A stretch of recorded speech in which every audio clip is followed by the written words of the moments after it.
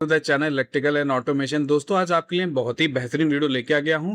ऐसा वीडियो आपको YouTube में मिलेगा ही नहीं। मैंने सर्च किया और मुझे ऐसा लगा, मैं कुछ ऐसा डिस्कशन कर रहा था अपनी टीम के साथ, तो और फिर जब मैंने उसको YouTube में सर्च करना स्टार्ट किया तो मैंने देखा कि इस तरीके के कोई वीडियोस अवेलेबल नहीं है। तो मैंने सोचा क्यों ना मैं ही वीडियो बना लूं। तो आज का वीडियो बहुत ही सिंपल है और बहुत ही अच्छा नॉलेजफुल वीडियो बनने वाला है। डिस्कशन होने वाला है पीएलसी सिस्टम मेंटेनेंस और ट्रबल शूटिंग के बारे में हम बात करेंगे दोस्तों, कि हमारे पास पीएलसी और डीसी सिस्टम होते हैं तो उसके साथ हम क्या मेंटेनेंस की एक्टिविटी हमें करती रहनी चाहिए, जिससे हमारी रिलायबिलिटी और सेफ्टी जो है उस इंडस्ट्रियल ऑटोमेशन की जो उस पीएलसी डीसी से चल रहे उसकी बनी रहे।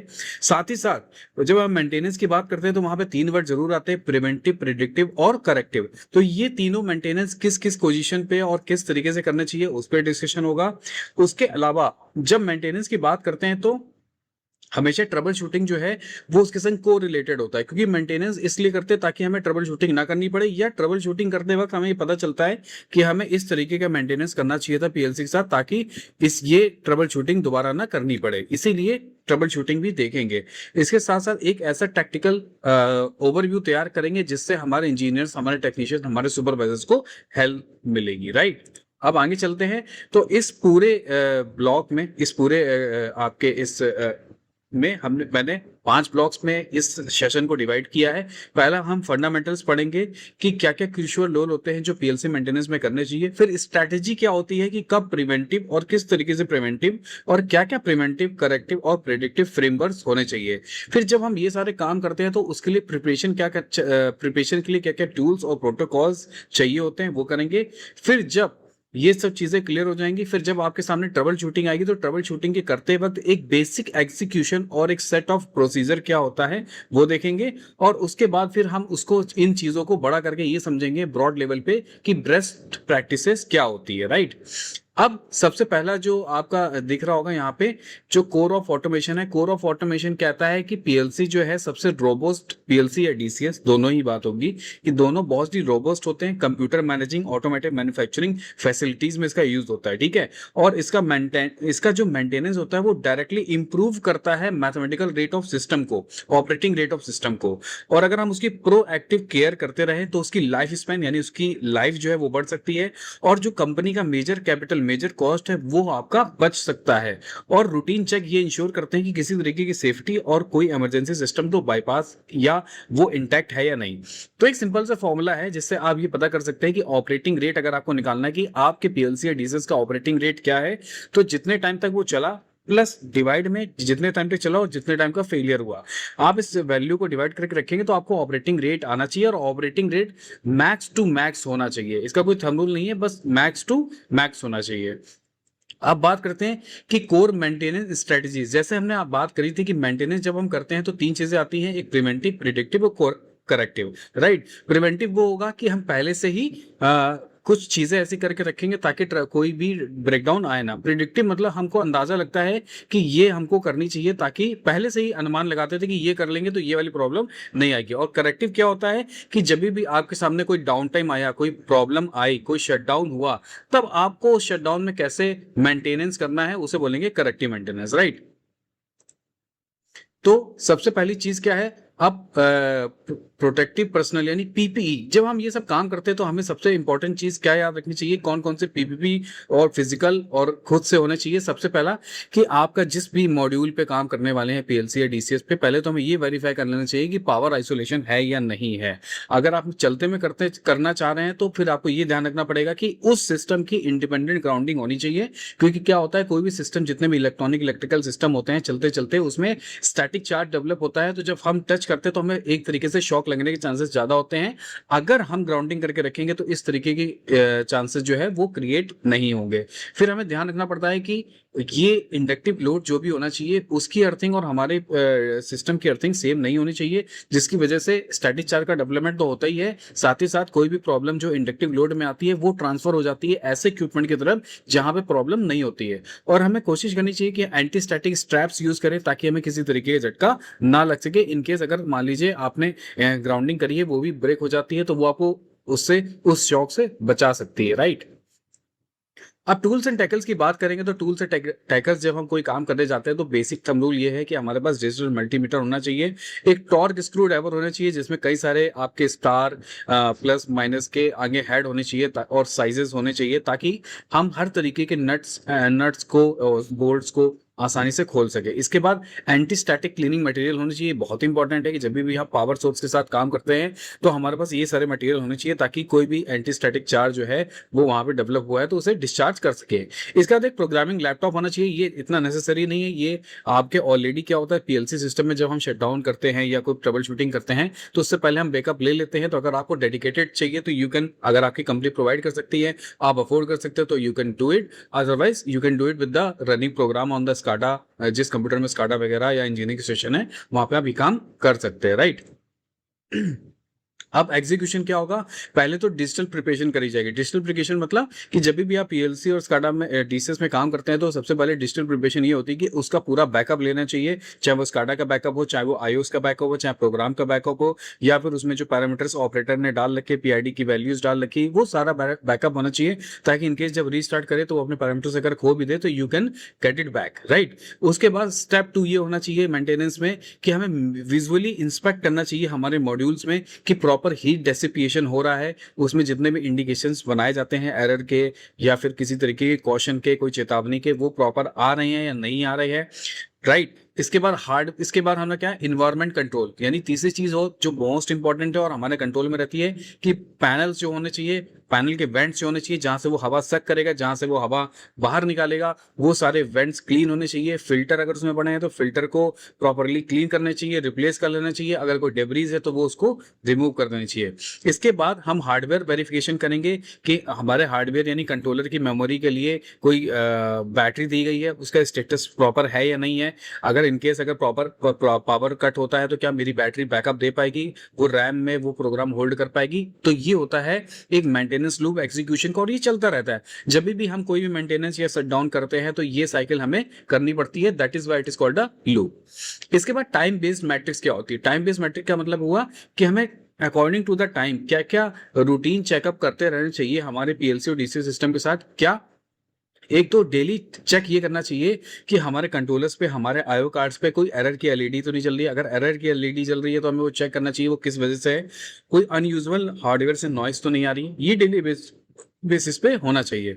मंथली बेसिस पे हमें एयर फ्लो और थर्मल वेंटिलेशन ये सब चीजें करनी चाहिए, क्योंकि फिल्टर्स जो है मेनली, अगर आपका एनवायरनमेंट बहुत ही डस्टी है तो ये मंथली से आपका वीकली आ सकता है, अगर बहुत ही अच्छा है तो आप मंथली से उसे बाई मंथली भी कर सकते हैं, लेकिन मंथली इज द स्टैंडर्ड कि क्लीन आपको वेंटिलेशन फिल्टर इस टेम्परेचर लेवल आपको चेक करते रहना चाहिए मंथली, उसका रिकॉर्ड बनाना चाहिए कि अगर वो ट्रेंड ऊपर की ओर है तो आपको पता चल जाएगा कि मेरा एसी जो है एचवीएसी सिस्टम है जो वो प्रॉपरली काम नहीं कर रहा है क्योंकि टेम्परेचर जो है वो राइजिंग की तरफ है। फिर सॉफ्टवेयर हेल्थ यानी फर्मवेयर अपडेट या मेमोरी स्कैन टाइम, कंट्रोलर का स्कैन टाइम, कंट्रोलर का एग्जीक्यूशन टाइम, कंट्रोलर का लोड, ये सब क्वार्टरली जरूर चेक करना चाहिए। इससे आपको ये पता चलता है कि आपके लूप्स कहीं धीमे तेज, मतलब धीमे ही ऑब्वियसली, और आपके जो प्रोपोगेशन है सिग्नल का डीसी स्काडा तक पहुंचने का स्लो तो नहीं हो रहा है। और उसके बाद मैकेनिकल इंटीग्रिटी के लिए जैसे आपको रूटीन बैकअप्स हो गए आपके, वो 6 मंथली बाय एनुअली लेने चाहिए। और टर्मिनल बॉक्स हो गए जो आपके मार्शलिंग पैनल पे होते हैं वो आपको बाय एनुअली टाइट करते रहने चाहिए, राइट। इसके बाद अब बात करते हैं कि अब कुछ ऐसे कंपोनेंट्स होते हैं जिनकी लाइफ स्पैन जो होता है वो फिक्स होता है। जैसे हमारे कंट्रोलर में कैपेसिटर्स होते हैं या किसी डीसीएस या पीएलसी के मॉड्यूल्स में भी कैपेसिटर्स होते हैं, वैसे जनरली होते नहीं लेकिन अगर किसी में होते होंगे। सिस्टम की जो बैटरीज होती हैं, कंट्रोलर की बैटरी, स्पेशली कंट्रोलर की ही बैटरी होती है, आईओएस की तो कोई बैटरी होती नहीं है, तो वो बैटरी कहीं वो डिप्लीट तो नहीं होगी है, उसकी वजह से रैम से प्रोग्राम हट तो नहीं गया है। और मैकेनिकल रिलेज, जो रिलेज डीआई और डीओ में यूज करते हैं उनकी भी एक लाइफ स्पैन होती है, उनकी भी एक ऑपरेशनल स्विचिंग फ्रीक्वेंसी होती है कि 1 लाख टाइम स्विच करेंगे उसके बाद वो प्रॉपर्ली स्विच करना काम नहीं करेंगी। तो एक रूल होता है इंडस्ट्री में 5 ईयर रूल। अभी डिपेंड करता है कि आपको पास कितना अमाउंट जो है वो इन सब चीजों में खर्च करने के लिए दिया जाता है। तो बट 5 ईयर रूल जो होता है वो बिल्कुल परफेक्ट होता है। इन 5 ईयर के स्पैन में हमें इन तरीके के कंपोनेंट्स को रिप्लेस कर लेना चाहिए। अगर आप नहीं करेंगे तो ऐसा नहीं होगा, आपके कई सारे केसेस होंगे कि आप बोलेंगे कि मेरे 10 ईयर से या 10 साल से ये कंपोनेंट में कोई दिक्कत नहीं आई है। हाँ, नहीं आई होगी, क्योंकि ये ऐसा होता है कि 5 ईयर्स के बाद अनसर्टेनिटी होती है कि किस मोमेंट पे क्या हो जाएगा, कुछ पता नहीं होता है। लेकिन रिप्लेस करना बेटर होता है कि आपको लाइफ स्पैन प्रॉपर मिलता रहेगा, क्योंकि आपको बड़े ट्रेवल शटडाउन से बचना है, राइट। अब कंट्रोल पैनल को कैसे डिफेंड करना है, सबसे इंपॉर्टेंट है कि जिस कंट्रोल पैनल पे ये सारी चीजें लगी है तो उसको आपको सरवाइव कैसे कराना है ताकि उसके अंदर के कंपोनेंट भी अच्छी तरीके से सरवाइव कर सके, उनकी रिलायबिलिटी बढ़ सके। वो कैसे करेंगे, सबसे पहले तो इंपॉर्टेंट है कि टेम्परेचर, हाई एम्बिएंट हीट जो है वो क्या करती है, सेमीकंडक्टर मटेरियल को और कैपेसिटर की लाइफ को अपने आप कम कर देती है। एक तो जो आप मटेरियल आप यूज करते हैं उसकी वजह से अपने आप एजिंग तो होती है। अगर आप सपोज करिए आपने 5 साल किसी पीएलसी को यूज किया और 5 साल टेम्परेचर जो है वो 40 डिग्री सेल्सियस रखा, तो इसका मतलब है कि 5 साल से पहले ही उसकी लाइफ स्पैन जो है वो एंड हो जाएगी। मतलब एक जो कंपोनेंट चलते चलते जिसकी लाइफ स्पैन धीरे धीरे खत्म होती है, और एक जो होता है जिसको हम कंट्रोल कर सकते हैं कि हीटिंग एनवायरनमेंट जितना कम से कम होगा, यानी कूलिंग जितनी बेटर होगी उतना अच्छा लाइफ स्पैन उसका बढ़ेगा। दूसरी चीज हमें ये ध्यान रखनी पड़नी चाहिए कि वाइब्रेशन हमारे पैनल्स में नहीं होनी चाहिए, इसीलिए वाइब्रेशंस के और जो वाइब्रेशन का बेस होता है, जो एमएस का बेस होता है जिसके ऊपर पैनल को रखा जाता है, उस पर एंटी शॉक पैड लगाया जाता है ताकि वाइब्रेशन की वजह से टर्मिनल ब्लॉक्स ना हिले। कंपोनेंट्स जो होते हैं वो डेलिकेटेड कंपोनेंट्स जो होते हैं हमारे पीएलसी डीसीएस के, वो ना हिले जिसकी वजह से वो कार्ड या वो कंट्रोलर या वो टीवी करप्ट ना हो जाए। उसके बाद इलेक्ट्रिकल नॉइज का बहुत ध्यान रखना चाहिए, यानी प्रॉपर अर्थिंग होनी चाहिए।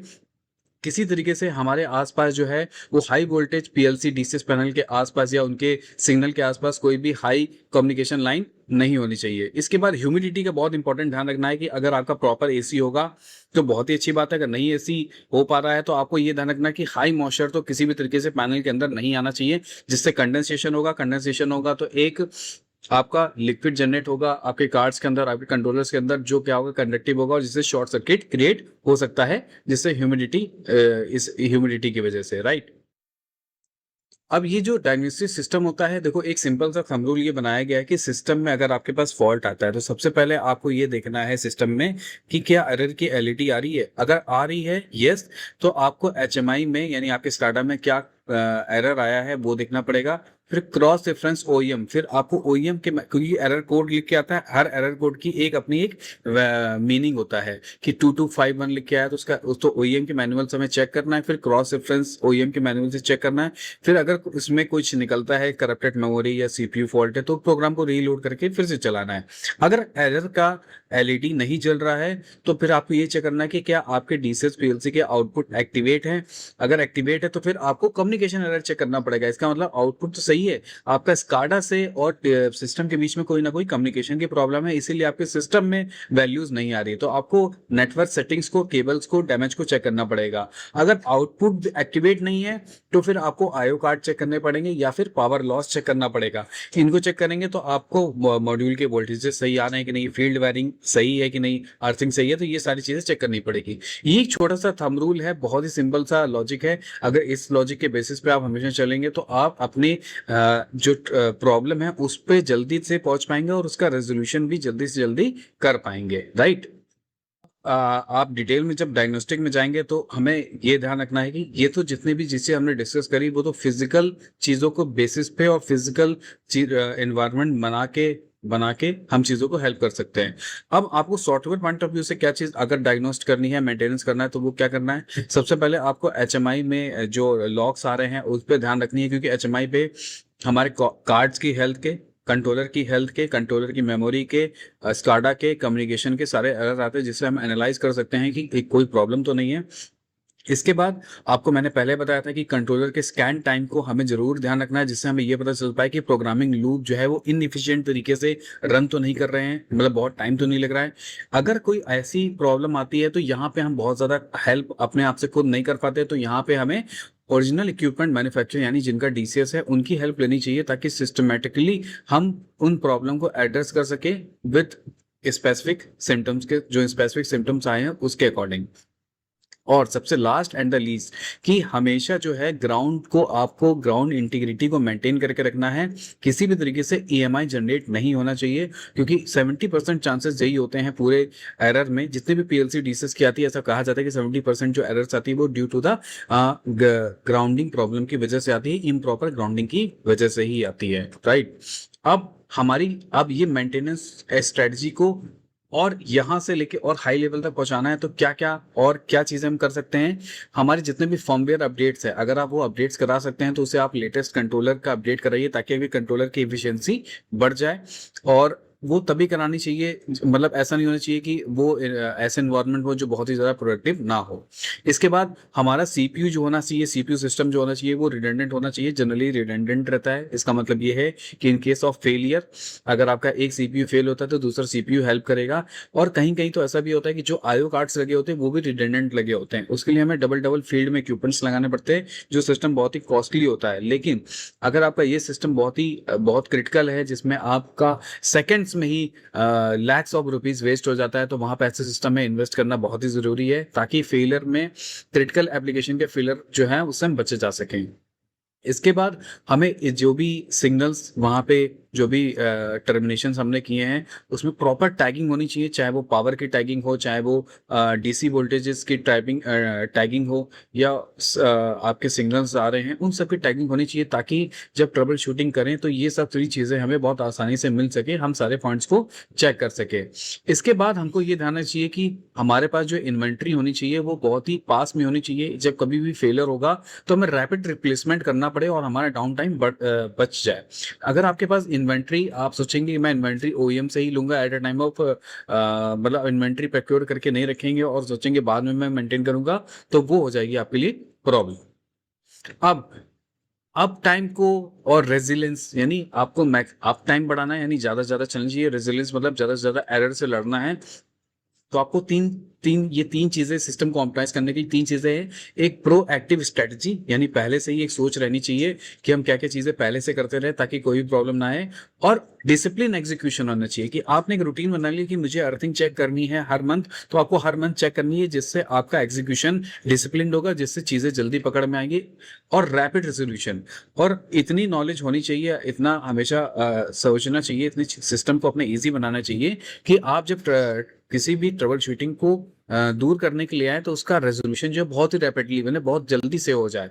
तो कंटिन्यूअस मॉनिटरिंग जो है वो पीएलसी की अगर आप करते रहेंगे तो प्रिडिक्टिव, किसी भी प्रिडिक्टिव डायग्नोस्टिक टूल से, तो वो बहुत ही अच्छा हो जाएगा कि आपको पहले ब्रेक टाइम से चीजें पहले पता चल जाएगी। राइट, तो ये सारी स्ट्रेटजीज होती हैं जो आपको पीएलसी और डीसीएस की मेंटेनेंस के लिए और ट्रबल शूटिंग के लिए ये स्ट्रेटजी अपनानी चाहिए। अगर ये वीडियो अच्छा लगा हो दोस्तों तो प्लीज और लोगों के साथ शेयर करिएगा। इससे रिलेटेड कोई डाउट है तो प्लीज हमें कमेंट करके जरूर बताएं।